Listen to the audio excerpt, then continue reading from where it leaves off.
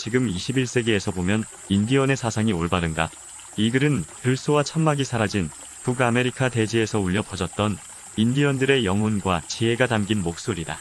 이 지구의 북아메리카 대지 위에서 기원전 수천 년 전부터 1890년대까지 살다간 얼굴 붉은 사람들이 있었다.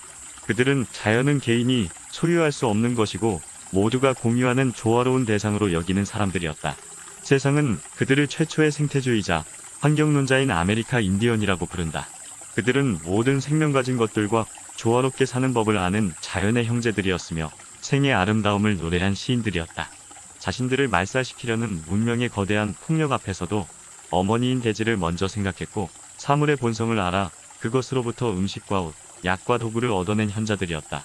시애틀 추장 조셉 추장, 앉은 소, 구르는 천둥, 빨간 윗돌이, 검은 새, 10마리 곰이라고 불리웠던 각 부족의 추장들은 자신들의 삶의 방식을 지키기 위해 끝까지 싸운 위대한 전사들이었다. 하지만 그들은 계급사회로 이루어진 조직이 아니었으며 왕처럼 군림하거나 절대 권위적이지 않았고 각 부족권의 고민과 인생 상담을 해주는 동등한 입장의 원로였다. 문명인임을 자랑하는 백인들의 위선에 찬 삶과 탐욕으로 가득 찬 공허한 정신세계를 지적하는 그들의 연설은 단순하고 시적이며 화살처럼 듣는 이의 가슴에 곧바로 날아와 꽂힌다.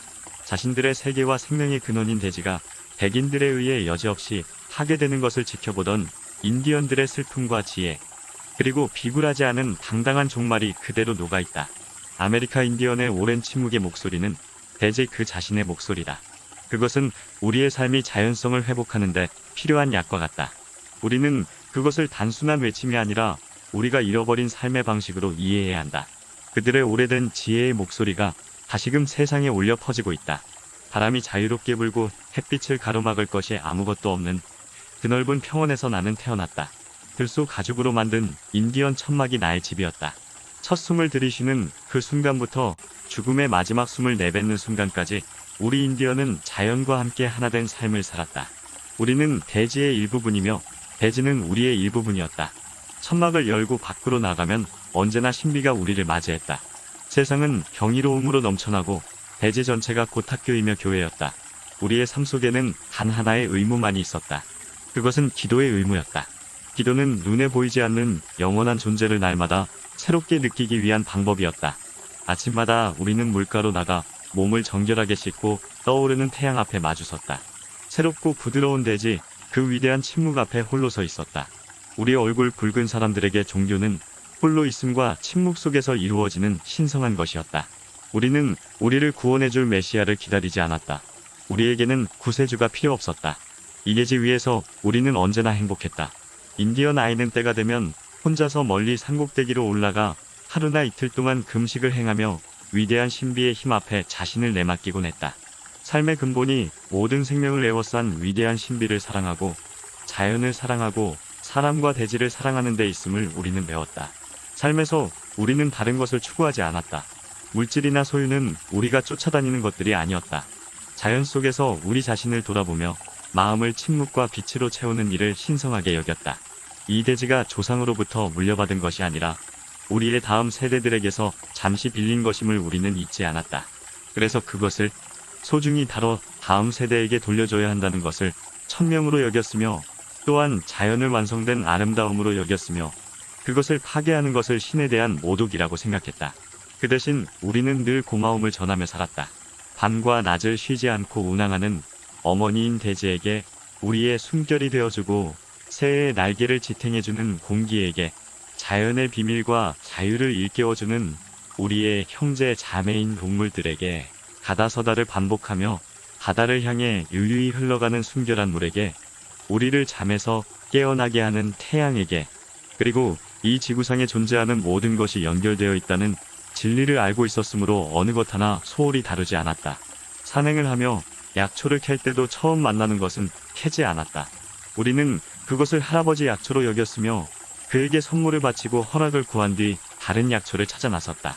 필요한 만큼만 땅에서 취하고 취한 만큼 돌려주었다. 우리가 가진 것, 자연으로부터 받은 것에 대해 잊지 않고 반드시 감사의 기도를 올렸다. 어떤 것이든 헛되이 쓰지 않았으며 우리에게 꼭 필요하지 않은 것은 남에게 나눠주었다.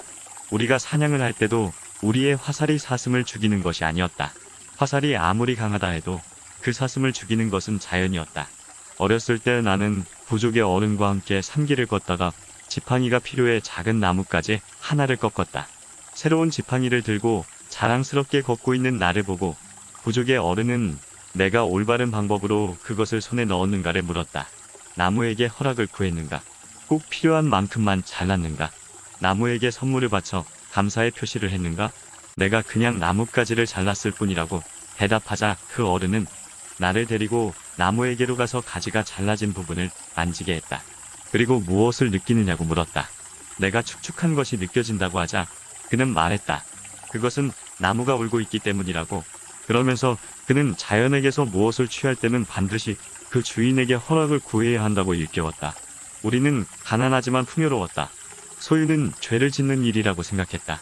문명인을 자처하는 얼굴 흰 사람들인 백인들이 몰려왔을 때 우리는 그들에게 먹을 것을 베풀고 농사 지을 땅을 내주었다.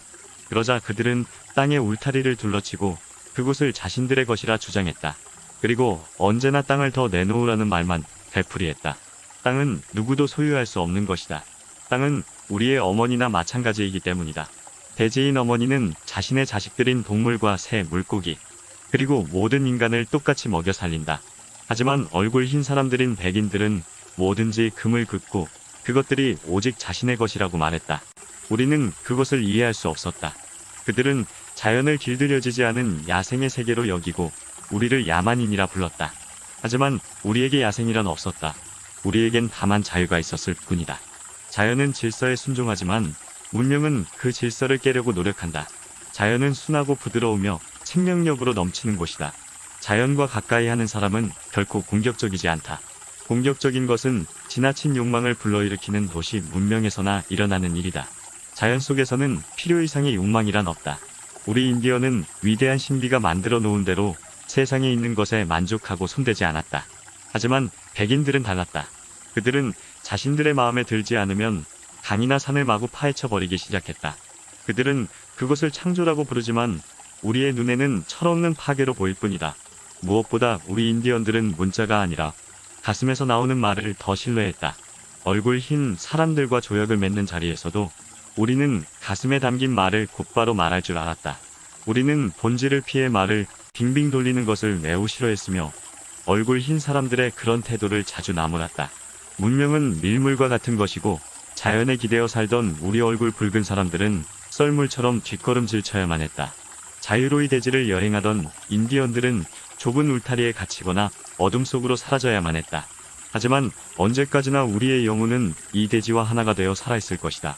우리가 그토록 사랑했던 생명을 가진 모든 것들과 함께 언제나 이곳에 남아있을 것이다. 이와 같은 이들 인디언의 진정어린 말을 듣고 있노라면 아무튼 마음이 숙연해진다. 이런 인디언의 사상이야말로 하고 황금만능주의에 물들은 현존하고 있는 인류의 가슴에 다시 한번 새겨야 할 정신이 아닐까 생각해본다. 오늘은 여기서 이만 줄일까 합니다. 의미 있고 뜻깊은 하루를 보내시길 기원합니다. 감사합니다.